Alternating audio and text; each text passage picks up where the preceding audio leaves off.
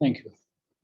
So, okay, welcome everyone. So, although the Zoom is telling you that it's Nikolai Shilov speaking, it's not Nikolai Shilov. So, yeah. Yeah, in front of the camera so they can see you. Yeah. So Nikolai is in the Defense Committee now, so I'm replacing him, and I'm welcoming Professor Joseph Brown, who is the head of the Artificial Intelligence and Games Development Lab at Innopolis University, with the affordance theory in game design talk with the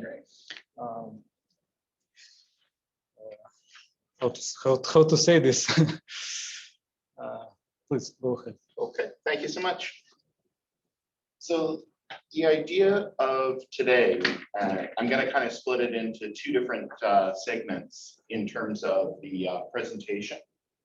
So the first half is going to be about kind of some of this research that we've done in terms of completed research in the book. And then what I was asked to do is, since this is the software engineering talk series, is to come up with something a little bit more speculative. It may be something that could be used beyond just what's inside of games design, but that could also be used in a variety of different fields.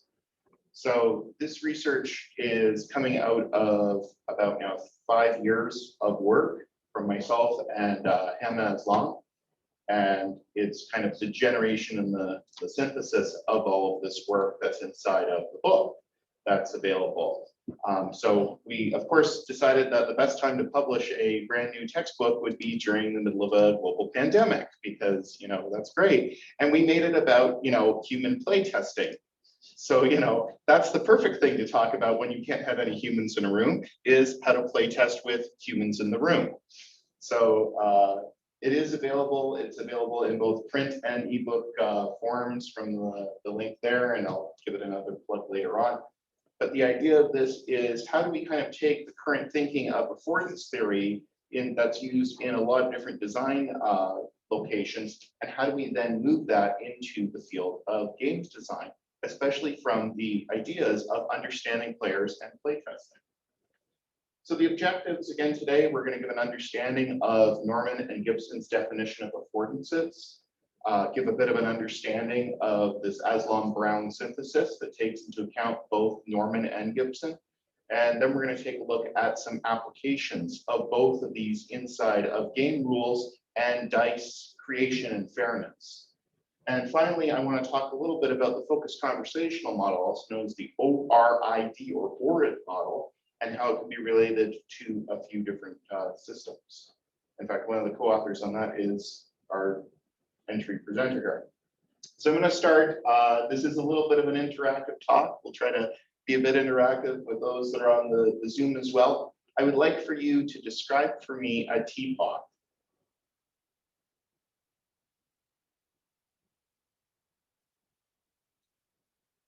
And yes, this is a trick question, but the trick is something that can help you brew a tea. Okay, can help you brew a tea. Okay. What does a teapot have? Handle. Okay. Anyone on the Zoom? A spout? Oh, oh my goodness, yes. Right. Like the old song, I'm a little teapot short and stout. Here's my handle, here's my spout. So two pieces from the song. What else does a teapot have? What's it made of? Heat elements. It might have a heat element inside of it. Porcelain. Okay, it's got to somehow, maybe it holds the tea. It has a lid. Any other things? They think I don't know how to. Like the strainer that you put the tea in? I mean, they think that filters out. Yes. So the strainer inside of the tea might have a strainer inside of it. Okay. Anything else? It's a teapot. How would you describe it to a child? A container for liquids. Container for liquids. Okay. So Optionally, that it's easy to pour from. optionally, that's easy to pour from. Down the road, Marco. You already maybe seen this description. So we may say a large area to hold tea. We may say it has a lid on top. We may say it has a handle on the lid to open up the lid. Okay. Handle to allow for pouring. Has a spout somewhere for the liquid to come out of. Okay. Made of a non-porous heat-resistant material because it's got to hold water that's hot.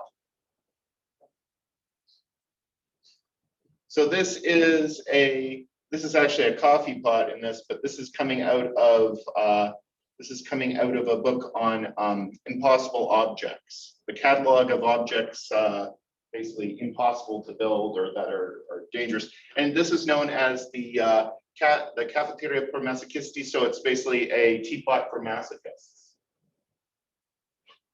And so the idea here is you go to pour your tea and it spills it all over your arm. Okay. And I think that this is the thing that we do as designers when we ask people, you know, tell us what a thing is sometimes we hear what they want and we end up building them masochistic objects. Objects that, but you told me everything and I did everything you wanted. And then the user says, but that's not what I wanted. You know, and anyone that's worked in industry for any length of time with users, asking them, how do you want this program to work? How do you want this thing to work? Has probably come upon this problem where you felt as if you built something that it was beautiful and great and gracious, and that you spent all of your time, energy, and efforts. And then as soon as it was built, the object was basically completely unusable for them. Now, what went wrong is pretty much the process of anyone talking to a user as a developer.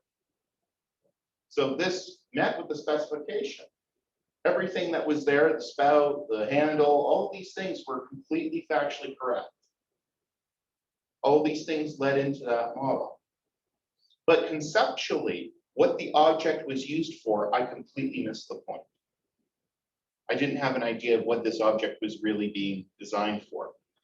One of the other objects that does this, which is absolutely beautiful, and now there's an upcoming book about this, is Chinese warlord pistols from kind of the warlord era, where they had shipped over all of these, you know, handguns in the kind of the warring period between World War I and World War II.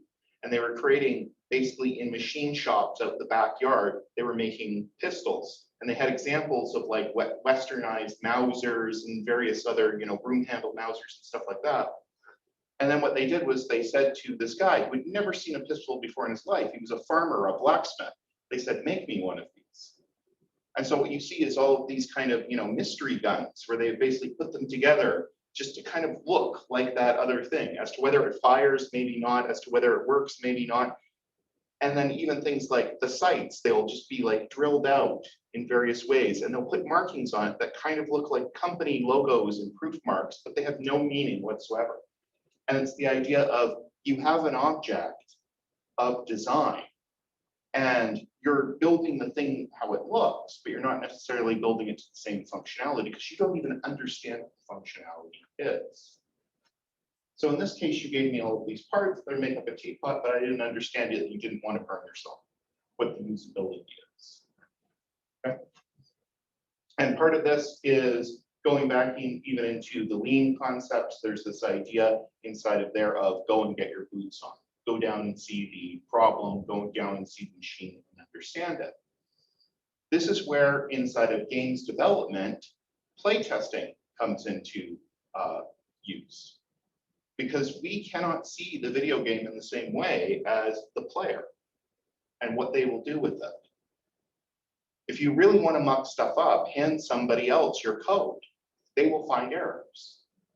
And so the playtesting process is about understanding, diagnosing, and figuring out why are these errors even happening inside of it.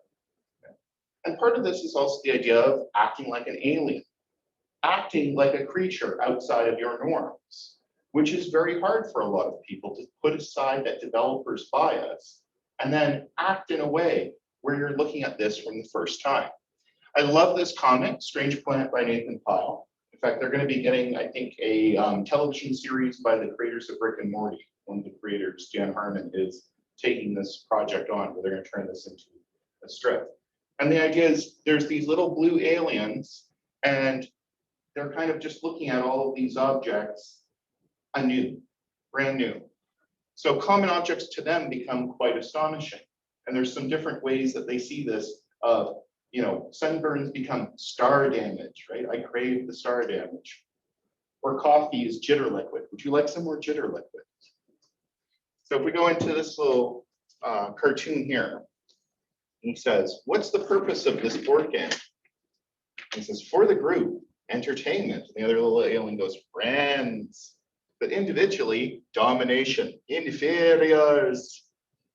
Are you confident you understand? For me, ignorance is confidence. Then you will lose valiantly, but it will be bittersweet. So when we look at these objects, we have to diagnose it from the standpoint of not really understanding the objects, coming to it with the beginner's mind. That's very hard for developers. And there's all sorts of different technologies and techniques that have been put in this place. There's personas, there's all sorts of literature about this idea. But nothing beats the fact of taking someone that has never seen the object, handing them the object, and seeing what happens. And so again, it goes back to play testing, and using new players is a great way to start to see these sorts of issues. James Jerome Gibson, he was a psychologist, and he was looking at this from the standpoint of what he was calling affordances. What is the affordance of the object? What does the object afford you to do? So to him, anything that the object could possibly ever be used for is an affordance of the object. So if you could see this object as doing this role, then that is an affordance of the object. So this could be along the lines of, if we take a pen is a pen, okay? But if I looked at it as an alien, what could it be? It's a human chew toy, right? Some people chew on their pens. It's a human chew toy. It could stir coffee. It could press a button that's far away. It can act as a pointer. Maybe it's used inside of some sort of like tracheotomy. I can break it in half and use the pieces for something else, okay? To Gibson, all of that was what the pen as an object affords. And he was focusing primarily on the visual ability to perceive this object and its actions. One of his students was Donald Norman. And to those inside of the UX domain, we've probably heard about this name again and again and again. So I was beaten to death with it inside of my own undergraduate, this book here, The Psychology of Everyday Things, or later retitled to The Design of Everyday Things. So many everyday things which should make sense do not, because they're designed for form and not function. Norman, there's this whole classification of what he calls, well, he didn't call them this, but later on they were known as Norman doors. And this is anytime you come to a door and don't know whether to push or pull, it's a Norman door, okay? And you see how people get around that. They put signs, push, pull, right, on front of their doors. But the design principle that Norman is looking for is, how do we make it so it's impossible that someone will push a pull door or pull a push door? So if I come to a bar, that affords the action of pushing. So therefore, the action of that door is to push it. If it has a handle, that affords the action of pulling. And I think if we go around and look at pretty much any building and the doors within it, we will find doors that do not follow these types of principles inside of them that are hard to use. So to Norman, the affordance is not all possible things that the object is able to do. It's what is most likely for the object to do. It's what can be perceived and acted upon inside of the conceptual model. So a push bar affords pushing. Now, you could pull, according to Gibson, you could pull a push door. You could pull on that bar. So that still is an affordance to Gibson, but to Norman, the affordance is pushing because it signifies that inside of the conceptual model. And so Norman laid out these ideas that things should be visible. The action of the object should be visible from the object in and of itself. if this clicker has a button to advance the slide, there has to be a symbol on it that looks like advance the slide. And in fact, if there's one to decrement the slide and increase the slide, then it should probably also be different in terms of as many senses as possible. The color, the touch, the feeling on it should give me a sense of where I have my hand, even when I'm not looking at it, to afford an ability inside of this. So he's looking at very, very detailed principles of when is an object good from a design perspective. He also deals with the idea of a conceptual model, so that we're constantly having this feedback loop and this understanding and re-understanding of what's happening. The idea of mappings. Are there certain buttons that easily map to actions? So the push button should always be the push button that should advance the slide. It shouldn't bounce around on the keyboard and change.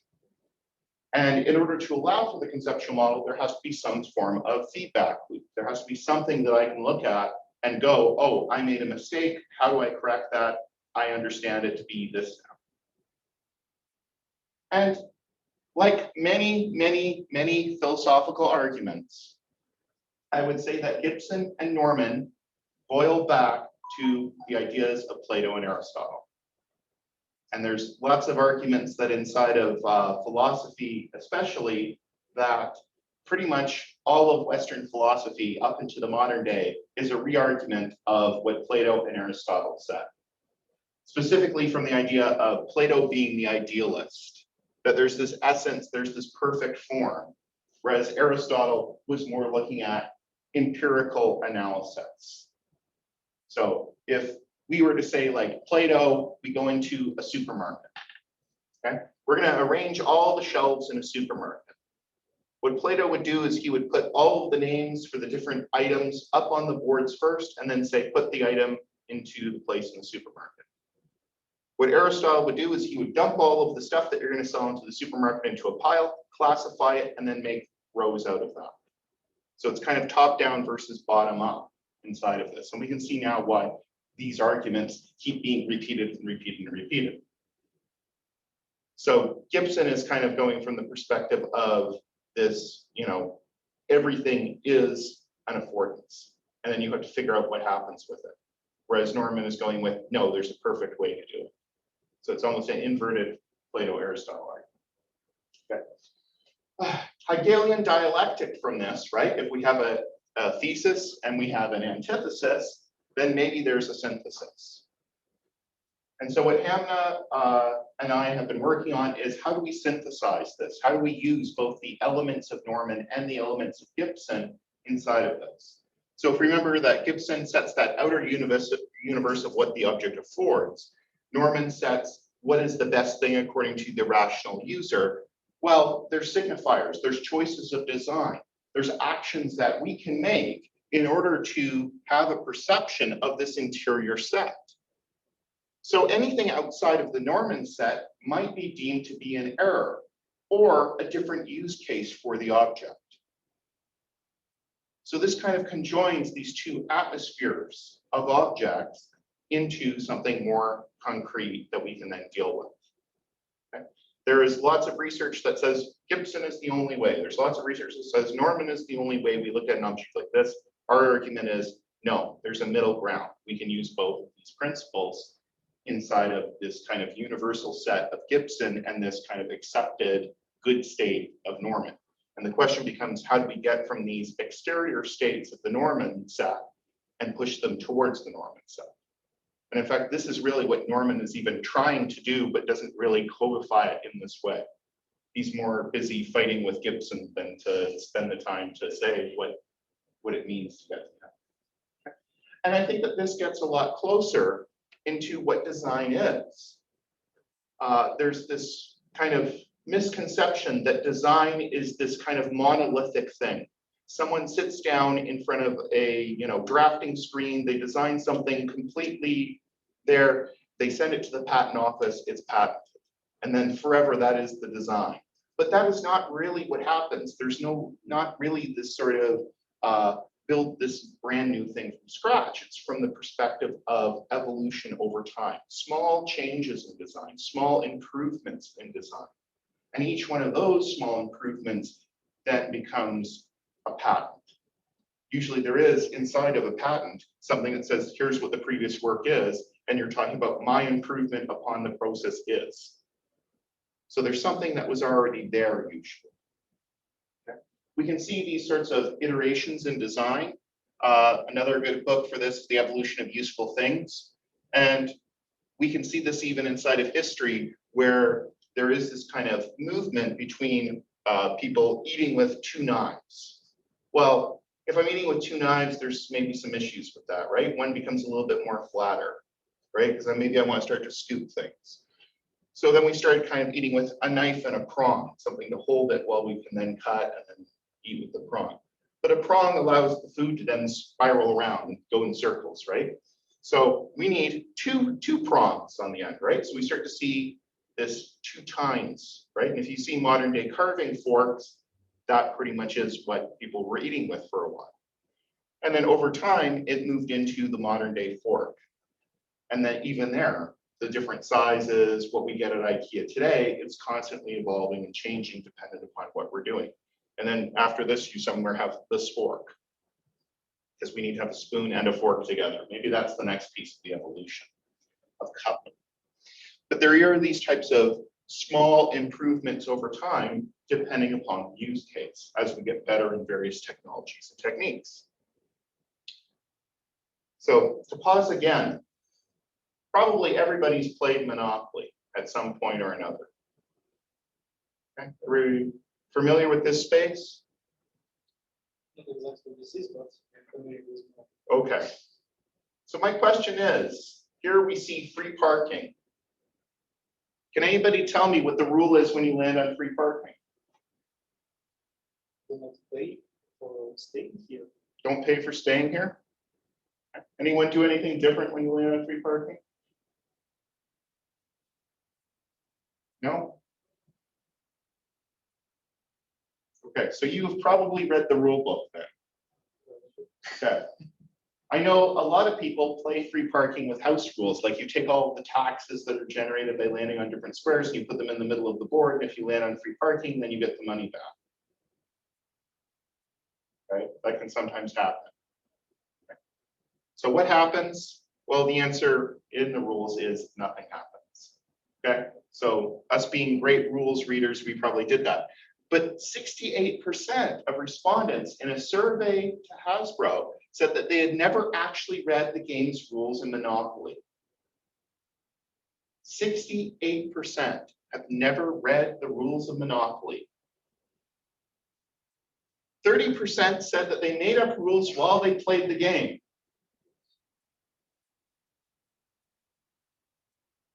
And some of those house rules have now been somewhat officialized. There's been a version of this put out inside of games where you can do this.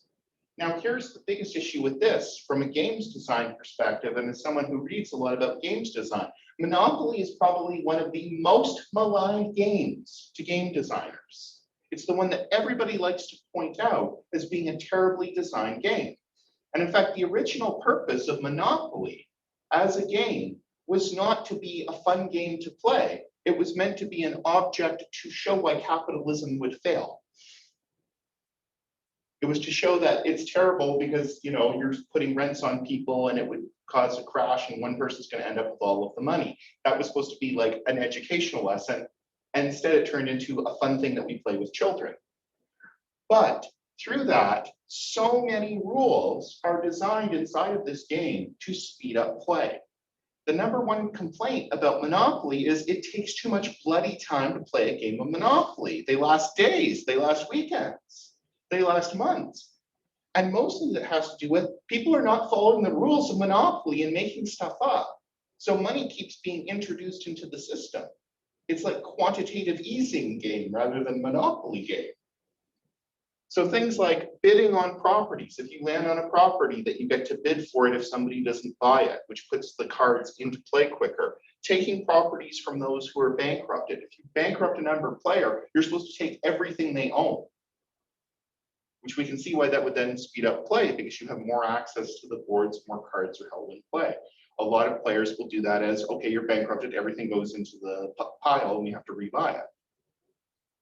So these entire 3, 4, 5-day games of Monopoly shouldn't exist according to the games rules. And then that's the thing that games designers then yell at. But I'm more worried about the fact that 68% of the respondents have never read the rules to Monopoly, and 30% are making them up as they go along. That's why Monopoly sucks as a game, because we keep making rules for it and don't play them well. Okay. From an anecdotal study by Rob Daviau, another very big, well-known game designer, he said that the rule books should be minimized and rules should be embedded into the game. I absolutely agree with this statement, that the rule book should be as small as possible, that we should just be able to play the game looking at the objects that are inside of it. And he went to MIT and he says, these are guys that are making space lasers and nuclear microwaves and stuff like this, and that they should be able to figure out from just looking at the game objects, remove the rule books. Just by looking at the game objects, they should be able to figure out the rules. And he did this process and put all of these rules in front of the people that were playing the game. And they said, wow, they had an amazing job. They came up with these rules very well. Okay, I got a problem with that as a scientist. What does amazing mean? How is that quantified? What is an amazing job of finding out rules? How many rules were found out? Which rules were found out? Which rules were not found out? What is the issues? So through this anecdote, we decided, can we somehow put a test around this? Can we make this process more scientific? So I'm going to try science and see, can we look at this from a scientific perspective? So we did the exact same study. This was at a games development seminar here at Innopolis over the winter. You can see, because I'm not, it's also me much younger because I still have a bit more hair. What year it is? And I can see people. yeah, you might know a few people. So this is about 3-4 years ago that we did this original study, the pilot study. And we went through an observational process. Again, me with more hair. And so we had various observers looking at the teams, how they worked with the objects, what they did with the objects, and then we asked them at the end in order to give presentations to describe the game. So we gave them a series of games and quantified what those games are. And we also had criteria for the rules assessment. We had them actually fill out a form in regards to this. So the following aspects were considered: the identification of the number of players, the identification of the overall rules of the game, and identification of the winning study. And so through this, we can see that there were some games that were easier to find the pieces than others. Easier to figure out how many players there should be, easier to pick out a winning strategy. So like Carcassonne there, the number of players, well, there's different colors for each player. So they remarked that the color of the player determines the number of players. So if there's 15 different colors, therefore there's 15 different players, or 8 different players. Through all of this, we can see that certain ones, no idea of this. And in fact, there was one piece that in this initial study we should have done but didn't. We didn't remove the box. And in fact, some of these games, like Flip City, actually had for this many to this many players. They didn't read the box that had the information that they were required to give. Others did. Some had issues with prediction of the rules. So Love Letter is a game that has all of the rules right on the card. The card itself tells you how that card is played and acted. So that's very simple for them. Conversely, there was some that are harder than others. And in fact, condottieri was very difficult for players to come up with reasons that it works. Winning strategy. Pirate Flux has cards that are called gold, which literally say on them, if you complete this goal, you have won. So the answer there is rather obvious. So parts, however, are just the beginning of this. Yeah. Does it mean that no rules books means that people cannot predict the rules? So when I have this in this case, so the question mark is they were able to get some but not all. So just this is kind of like either they had no idea, had some idea that was correct, or yes, were able to tell me exactly. So partially predicted. Yes. So Flip City, in this case, had the number of players printed on the box, yet participants were unable to find this. Hive Pocket has nothing written on the bag. It's just pieces inside of a bag. Yet the participants were still able to identify the number of players because the tiles had two colors. There was black pieces and white pieces. Best defined in this were Pirate, Fluxing, and Carcion, again, because it has the rules built into the cards, or colors and images on the tiles that push players to move in the right direction. Least defined was Condottieri. Condottieri is based off of wars between like Cesare Borgia and kind of the Italian city-states.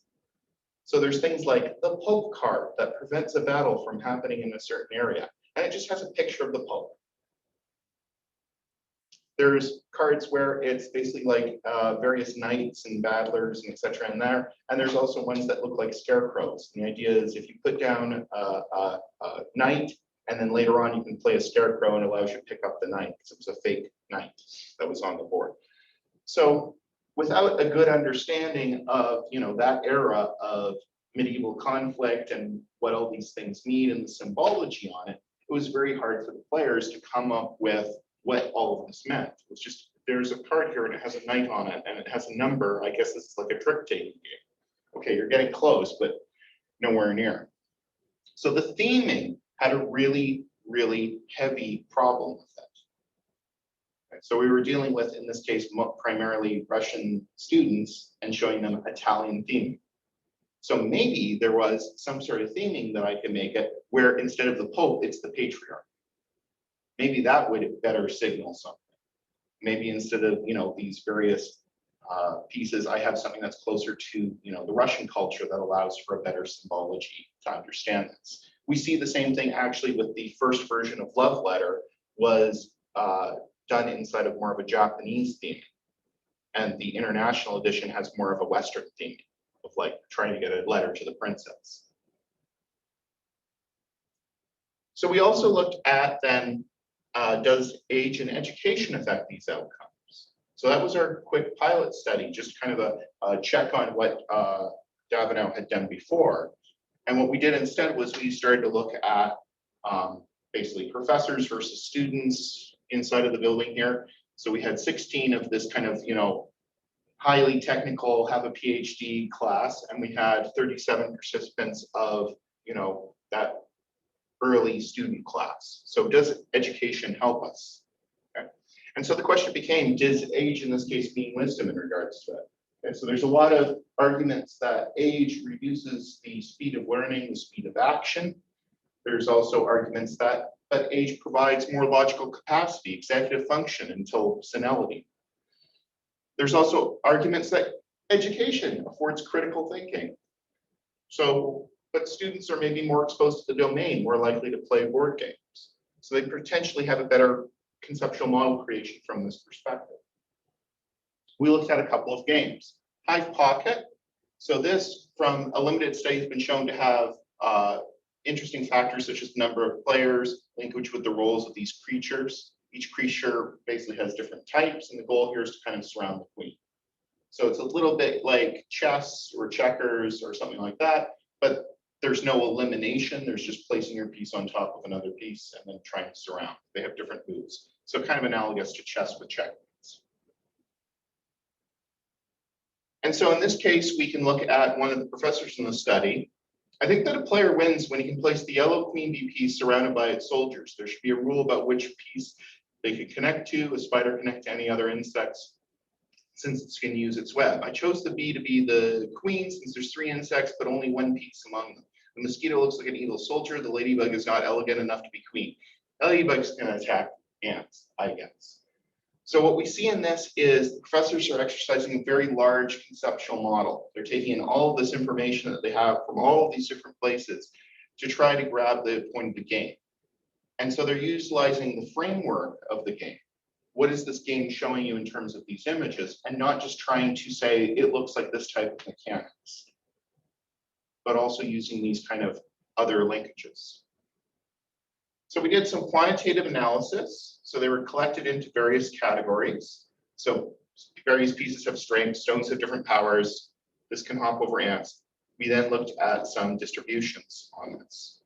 So professors were more likely to say that stones are placed one at a time, more likely than students. They were less likely to declare that the white stones play first. I mean, this is an old chess analog trope. And more likely to declare that each piece has a strength. So there was differences between these two groups. We also looked at it in terms of Hanabi. Hanabi has these kind of strange alternative rules where you are the only person not allowed to look at your hand of cards. And so part of this is trying to pass communication back and forth to one another. So this is a cooperative game.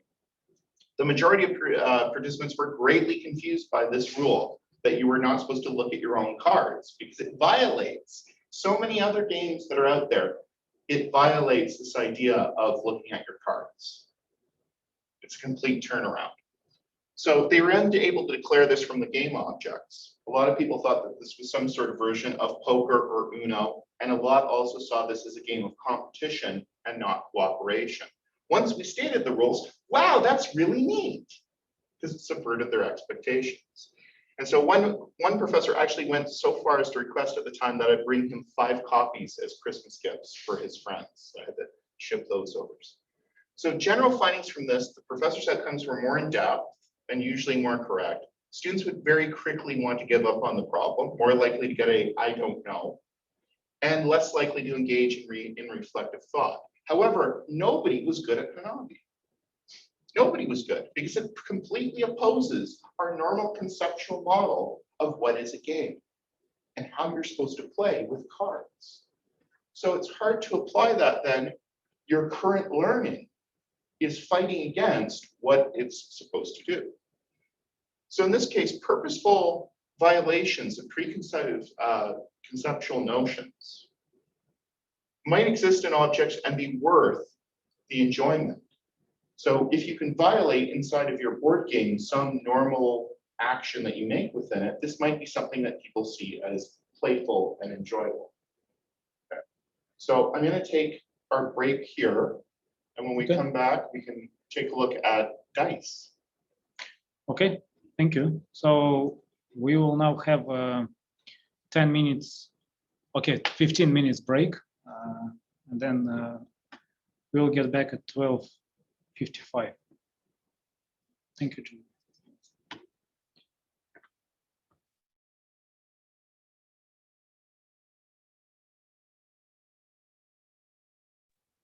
Okay, so we are continuing now. Great. So welcome back, everybody. I hope I got the chance to get a nice cool drink on this very, very hot day inside of Kazan. For those of you joining us internationally or not outside of here, it's like what, 36 today?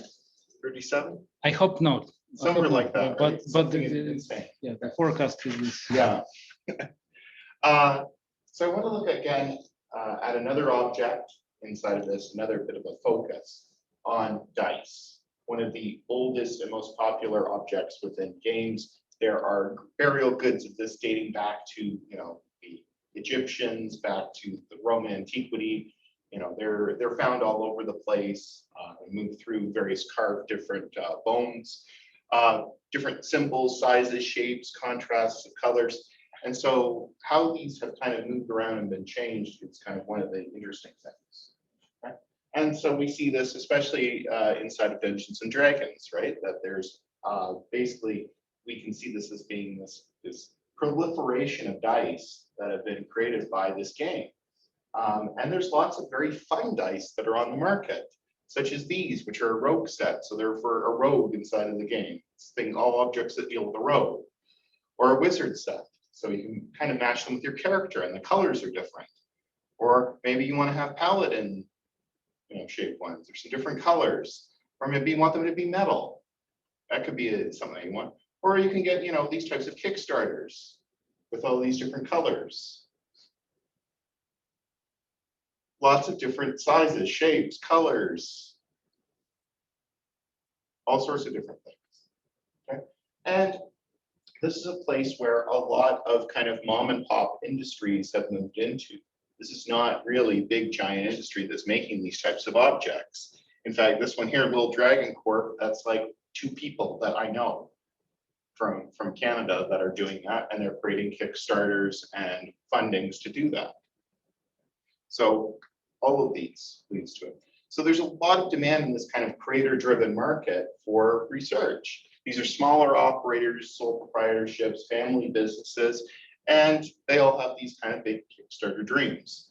And even the big giant corporations, a lot of them started here. So Games Workshop actually used to make objects for D&D off of that. That was how they got their production lines in place. And then after that, they created their own game, and now they're, you know, everywhere. Hobby Games has like walls of them. So we wanted to investigate some ideas of fairness. How do people perceive dice when it's different than the one that they're using? So there's lots of different shapes that we can make dice out of that have this kind of perfect Euclidean shape, but there's also lots of different formats that are not. So we can have normal dice in this case. We could have skewed dice. So these are all kind of slightly tilted, same dice size. And here we have more of an unusual piece of dice here. So these ones, what happens is this has 1, 2, 3, and this has the numbers from 1 to 6 in different proportions. You can see it has 2 6s. Well, this is actually mathematically set up that when you roll it, it has the exact same distribution as 2d6, but they're cast differently. So this is known as a recast 2d6. Now you couldn't use them individually as a single d6 or take the value off of it and then the value off of it. But in this case, if you want just to get a 2d6 distribution, this provides the exact same distribution. So mathematically, as 2d6, these are equivalent. The normal dice, the skewed dice, and the unusual dice. And to within engineering tolerances, these are fair. So they're not weighted beyond what we would naturally see with the creation of these types of dice. Okay? Even normal dice are not really perfectly fair because you're drilling out larger amounts of material on one side than another. And this is why you see, for example, in casinos that they do not use dice with drilled holes. They use it with painted. And even there's issues with how's the weight of the ink affected. So our initial study, we looked at this and we had basically a question of, do you think that these dice are fair? We had them play with them for a while on basically a modified snakes and ladders sort of game, mostly just to get them the sense of rolling the dice. After that, we then asked again, do you find these dice to be fair? So prior to using them, after using them, did the usage change your perceptions of the dice? So in terms of that, what we found is that they found that after playing with them, there was an increase in the fairness. However, what happened was the unusual ones continued to have issues over time. Yeah. What was the participants? Sorry? There was a slide about participants. Yes. 65 participants. Yeah, 65%, 48 males, 17 females, aged between 18 and 30. So what the students or just 18? Students and basically anybody that we could bring into the room. So our oldest was 57.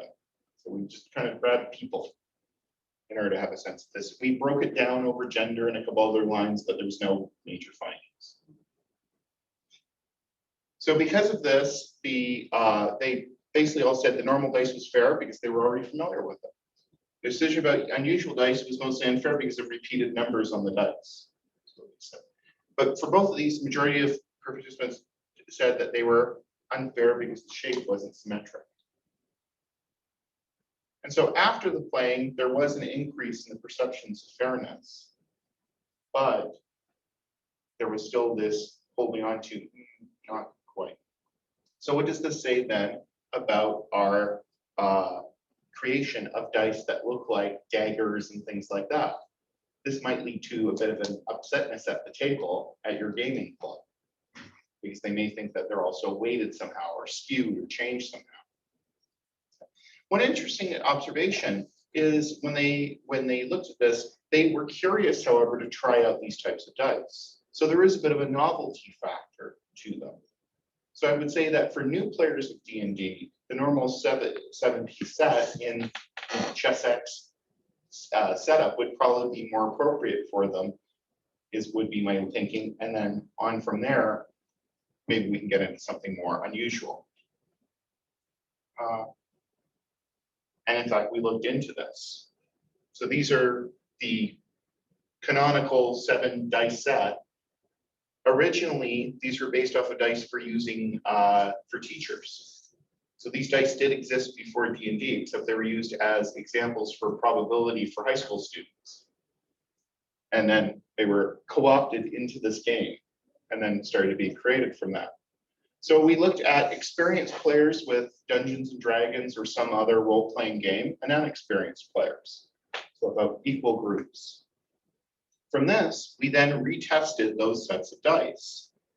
So we aim to keep the number and coloring as consistent as possible. We want to purely look at the difference in the mold between this Polyhero Wizard set, which we got in parchment and black ink, and a Chessex model, that number, in ivory marble. So these are basically the exact same dice for the purposes within the game. And we tried as closely as possible to replicate the color of the dice. So the only thing that we hopefully are testing is then the shape. How does the shape affect it? Okay. Bit of a closer view of that. You can see not perfect match, but we're never going to get there unless we have the dice producers work with the exact same material. That is close as possible that we could make. So based on the previous findings, we were looking at this issue of recasting the dice and looking at what Polyhero had to say about the fairness of their dice, because again, is the weighting okay? What did they do? Polyhero's made statements about that they aim for that fairness in their engineering techniques when they build these, and they're to the point where they even take into account the weight of the ink that they use. So if one number has more ink than the other, they're worried about it. And they're trying to put in engineering controls to make sure that these are as fair as they can. And Dan May from there said, we do design them to be used, not something to be looked at. There's a lot of other dice that may not have that property. So we're going to assume for all sakes and purposes that as close to engineering spec as we can, that these are fair. So for the study, we're going to assume that. We're looking at just the shape. And we had them play a modified like D&D encounter. The idea of this was recasting this into a TA and a student fighting over a grade. So in order to draw people in, and inside of the book and inside of the paper, there's the rule set for this modified D&D. And what we found was that experienced players preferred to use the recast dice. They enjoyed it in terms of what they found. Nobody said that the normal Chessex dice were unfair. I mean, they look like normal dice. So we're only going to look at the fairness that they perceived within the wizard set. And in terms of this, what happened is that playing them increased the amount of people that said, yes, these are fair. So experience with them led to them stating that it was fair. Okay. Inexperienced changed their minds at a significant rate. They were more likely to start thinking that these dice were unfair, and were more likely at the end to also change their minds. Whereas experienced players were more likely to believe that they were unfair to be, or less likely to believe that they were unfair to begin with. However, they didn't change their minds as a result of playing with it as much as the inexperienced. So the question then becomes, what does this say about who would purchase maybe this product? Seems like I'm targeting more of the experienced crowd, and maybe I put it towards that. So I got a question. So in my opinion, these tables are not very intuitive. I mean, I cannot clearly see what is before and what is for after. So if they stated before that it was unfair, did they state after that it was unfair? So if they stated before it was fair, they also stated before it was fair. You'll see that nobody went from fair to unfair. So before is on this side. What did you state before and what did you state after? So this position here would be, I thought it was unfair. I still think it's unfair. I thought it was yes. unfair. I think it's fair. So So 5 people changed their mind. So it reflects the change. Yes. Okay. And then here, I thought it was fair and it's now unfair. Nobody did that. In fact, nobody did that over here. Mhm. I thought it was fair and now it's changed to fair. So if you're on the main diagonal, you didn't change your mind. If you're off the main diagonal, then you changed your mind. So it's just Yeah. my opinion. You might probably remove the words before and after because I think that you don't need them. Okay. They just. I would consider that to probably be fair Thank you. after your statement. So it means that people trust their experience. Yeah, well, it means that the inexperienced were more likely to flop over than the unexperienced. But what we can see is after playing with the dice, there is some amount. So here there was 5 people that changed their minds, and here there was 3 people that changed. So people believe in their experience even Yes. more than in math. Yes. Well, I mean, again, they're seeing this object for the first time. What's their perception of the object? If all you've ever seen is dice that are perfectly symmetrical, that are perfectly, weighted and that, and then I go and show you this thing, you can go, does that really have fairness? In fact, the question of fairness comes into your mind immediately when you see these dice, because it's like, this isn't a die. A die is a perfectly beautiful platonic solid, whereas here, this is not. You just throw it an infinite number of times and you see. Yeah, exactly. That's part of the problem, is that you, in order to prove this, would be me sitting here for the rest of my life rolling this die and rolling another die and making sure that they come out to the same distribution until the end of time. Because you can't really prove that we can't even really prove that anything is truly random, but that's another philosophy problem for another day. So what we found was that recast dice were more suited for the experienced player. They're more likely to be found fair without difficulty. And perhaps companies should look into maybe ways that they can use this inside of their marketing to market that these are indeed fair. And we looked also at some old 6-sided dice in terms of this. So here, some old Istanbul Archaeology Museum ones. Here's some that are actually at the Hermitage from the Sharko Fortress, the Rostov Oblast. These are old Roman dice that are around. Is there any idea what they were used for? So it could just be gambling. There's of course the belief that this was used for like gaming and gambling, like just today as we have like craps and things like that. Astragals, there's written divination pieces for this, that bones were carved for different divination ceremonies, and thermomancy is using dice, so rolling dice for this. There's also lots of kind of historical evidence throughout the years of like priests being told you shouldn't be playing dice games or limiting dice games to certain days of the year. There's comments about Christmas is becoming horrible because now people use it to play dice and gamble and things instead of like the Puritans and that. So there's lots of evidence that these objects were used for those types of pieces. And they're very commonly found as grave goods or on Roman soldiers as they move around. So pretty much the same sort of stuff that we use them today for gaming, gambling, pastimes is what was happening with them then.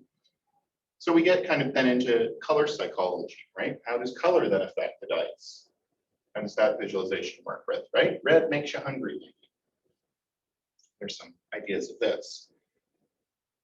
Color blindness becomes a bit of an issue. So we had to test everybody for color blindness before doing this study. We used a color blindness test for that. And we had them basically order the colors by preference, followed by the dice by preference. So which dice do you prefer versus which colors do you prefer? So we had a corresponding color to a corresponding die. Now the question here was, well, if I prefer blue, and I state I like blue, do I prefer blue dice? We would assume that that would be the outcome, right? I prefer blue. Not really, yeah, that's the problem. That was my expected outcome. So the question with this was, are we going to get this? And again, this gets back into the question of how do we market to players in terms of the objects.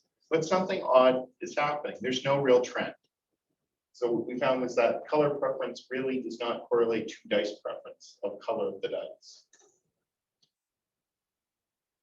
And then we dug deeper. We said, okay, what about disruption? Maybe you're just stating the three colors, but they're stated in a different order for some reason. And nope, not really. We tried. The study failed, and I think that even is kind of a fun finding, that it seems like your actual preference of color does not affect your dice color preference. So usability. Well, so we've seen that color preference is a poor measure of what colors they prefer to use. In this case, what we did was we had them arranged and sort them from 1 to 4 by what was on the dice. So the idea here is, okay, maybe it isn't color, maybe it's the difference, the ability to see the numbers. And for that, we looked into readability in terms of this, and we had some kind of unusual different color contrasts on dice to try to see if we could find ones that were more likely to be misread. Maybe people are not using them because I can't read them very well. And pretty much we found that certain colors did come up with errors or confusion in their numbering by playing this game. We did observations, photographed it, cameraed it, did everything we could in order to observe the process of them rolling. And the idea here is they were supposed to state what number was on the die to the opponent correctly. And so anytime that they made a mistake, they said a different number, we considered that an error. Anytime that they said a number and they were like, oh no, wait, it's this, we considered that a confusion. So it was corrected. And we can see that the most errors and confusions happen on this clear die here. So maybe that could also explain why we were having issues with what's your favorite dice here, because these are all clear coded. So that might also affect the color. So reading difficulty, white unclear was the loser in terms of reading the die. Clearly the loser. 2 errors and 26 confusions over this. However, players stated it was exotic, interesting, and we're excited to use this kind of like invisible die. Black on white, that works well. Thank goodness. Congratulations, everyone. The one that we by default throw into every game actually seems to work. But we could also select black on gray, white on transparent black, and bright green on dark red. But however, we need to be aware of course, color blocks. Okay, so we looked at this, and a lot of the selections were based on exoticness and also controllability and readability. So it seems like the aesthetic choice of dice is not one factor. It's not we can say, okay, well, I like the color blue, I will have my blue dice. Which sadly for our friends making dice, bit of an issue. Okay. So I promised also that there would be a bit of a, how does this then step into the idea of software engineering? And one thing that I really like is rules. Rules. I'm interested in how they're developed. Often systems love to create rules, but not destroy rules. Right? It's easy to pass a law. It's hard to repeal a law. So we created an activity to kind of examine rule creations. The idea here was we're just going to have people add on rules into a system and wait until it breaks the system. So everybody goes, this is stupid, what are we doing? And part of this was also wanting to engage learners in the class with an activity. So it was also from a pedagogical perspective done in more of an active learning way. So they were creating a game. What is the game? Well, so I provided a space and a number of balls, some kind of tennis balls and a few other things like that. Class was split in this case to 2 teams with a facilitator each. The game was generated via the following process. First, a player stated a rule. So pass the ball to someone. Could be a rule. You must pass the ball. Okay.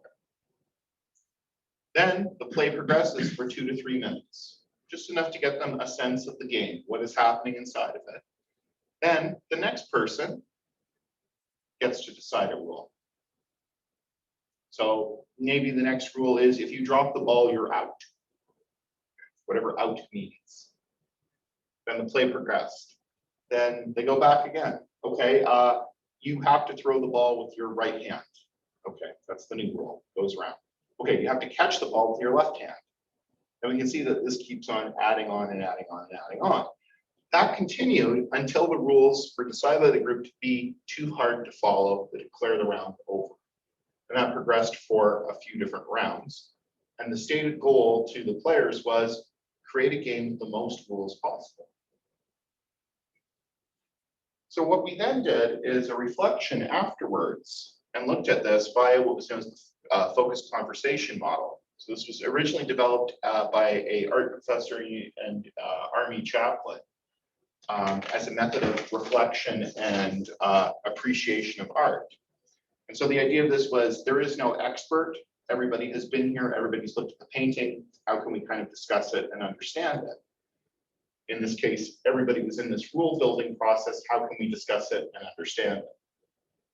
So the idea is to come to a meaning via a series of different viewpoints. And the truth is based on kind of conjoining all of these different subjective opinions, that there is no universal truth that someone does there. So this is not me as just the observer going, this is what happened in the game. I want to actually have these students also elicit what happened. This is also known as the ORID method or ORID method because there's some stages of questioning that follow that. So what we wanted to do was look at the rules of games inside of this. And there's a lot of issues of trying to come up with rules inside of games and what is allowed and what is not allowed. And if you look at current meta inside of any big online game, you'll see this all the time. That's not fair. You shouldn't be able to. They should patch, they should nerf, they should buff these various objects. And we can see rules as the players are going to abide by setting out expectations to play and actions that are out of bounds. So we started out with an objective level of questioning. So this is what happened.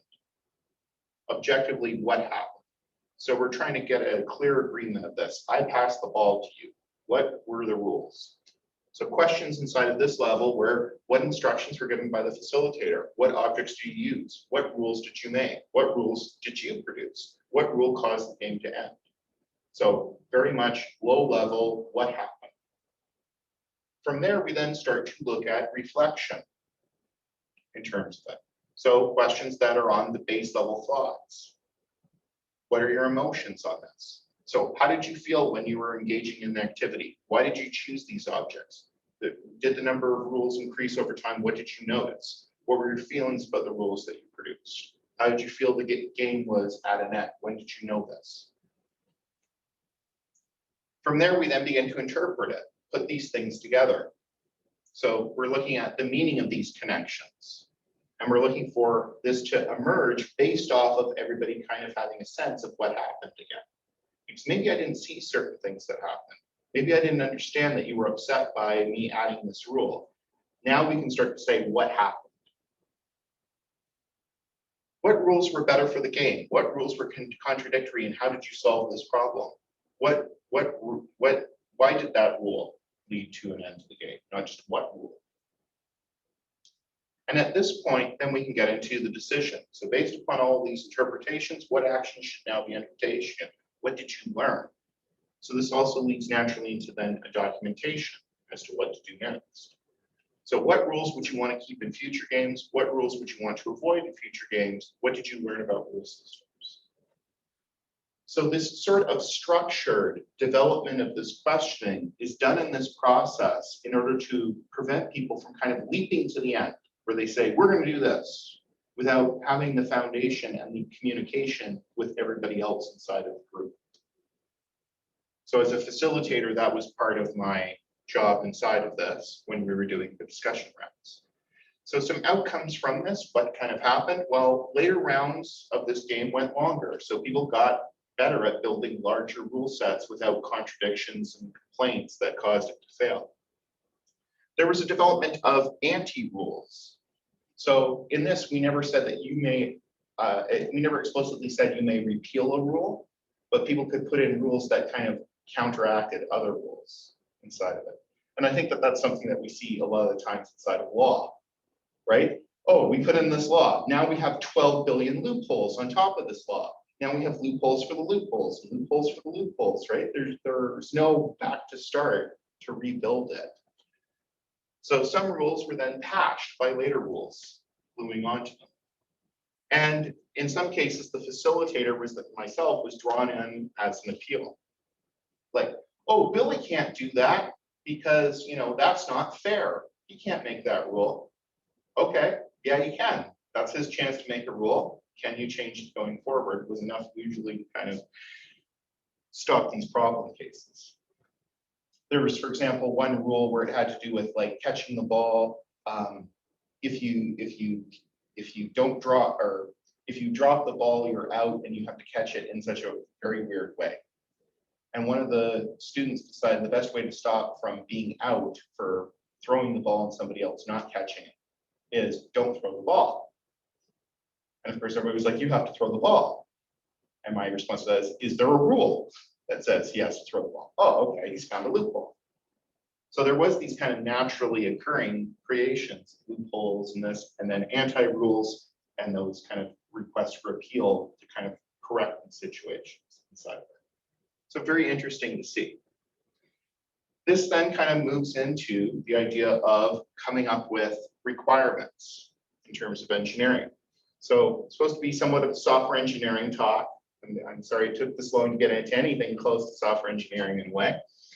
But the idea of this is looking at the process of requirements and the conversations required. So working with the stakeholder requires such conversations. And again, this type of process of understanding can be applied to that sort of software engineering. And we have a paper coming out soon. So Hamna and Alexander and Michelle and myself are going to be sending this out soon. I think what the next version of it just went in to revise and review. So hopefully that will be out soon, and I can maybe come back and talk more about that, or Alexander, you can talk about this a bit more in the future. So with that, I'll say thank you to everyone for attending on such a very warm day and coming out all this way for it.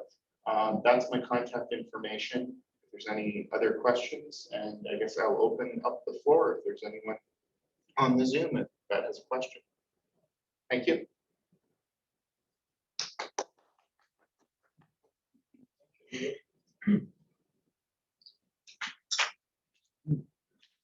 Thank you. Yeah, so does anybody have a question? I actually have a question. Not a question exactly, but I guess that idea of choosing the preference of color and then trying to figure out which color is the best for the something is wrong idea itself. Originally, I would disagree with you. Now that I've seen this, maybe I am more inclined. And I think that's the interesting piece of this is it is something where it seems intuitive that it would or would not be to a lot of people, but nobody's really done the test to see if that's the case. And in this case, you know, dice are kind of, it's not like an object that you would originally think has like a purpose where it has to be a certain color. You would think that people then would, and I've heard like watching people, it's like, oh, why do you have those dice? Because they're green. There are people that say things like that. So that's why I wanted to see if it was actually understandable in the data of a larger set, and it doesn't seem to be so. So there's probably multiple confounding factors here. And that's kind of the interesting bit of that study from that perspective is it failed statistically to find what I was expecting, but now I don't know what is the answer. I would also change the question. So may I draw something on the desk? Sure. So do we have a mic? Yes, plenty of room here. So the original idea was like we have different colors like green, red, yellow, yeah, and you have to choose the most, so which you like more, yeah, and then you have to choose which color of dices do you prefer the most. But So I think that like color, so the best color is related to the thing itself. So when you ask about not dices, for example, but I don't know about t-shirts, Yeah, if we were. it will be the same problem, I guess. Yeah, yeah, it really is, because I mean, it then turns into, like, there's other confounding factors there. Yeah. I maybe I wear a certain color t-shirt because it's business appropriate versus not business appropriate. I could really like, you know, the color mauve, but maybe my organization I'm going into only allows you to wear black and white or whatever. So there's other factors on top of this. See, my thinking with this was dice are kind of a personal, private thing, you know, that you're not really, like, you're kind of picking them more for your personality. So my assumption would be that you would get more of a match. But what if you choose a question to the in another way? For example, at the beginning you have different color of dices. Yeah. You ask people which dices do you like the most, And then ask them what and happens. then Say, you what colors do you prefer afterwards? yes somehow, but you let them play, for example, game, and you put for them a different set of these dices. And if they prefer the color that they prefer at the beginning, I have the dice in my office, so if you'd like to do this study and get together 60 people in order to do it, I'd be more than happy to support you in that endeavor. But I can't, at this point, I can't really expect it. Would be my answer. so the idea is what this correlation of choosing is not the best correlation. This one will be closer to their real preferences. Yeah, but the issue here is this question of, hey, you played with these dice, now pick a favorite color, doesn't really help the people that are producing dice. Because the idea here is, can I ask my users questions and then say, this is the dice you should buy. So if I was to say, here's some dice that you have, now tell me what color. If I was selling colors, you'd have a great, you know, link between them. But I think this has to do with then the direction that they're interested in understanding. Because the idea of this study and the colors was, I had people who built dice asking what colors do people prefer, and could we like ask them what color do you prefer, and then say, now you should buy this color of dice. It seemed like that is the case. Maybe. Yeah. It still was possible presentation. Thanks. Thank you.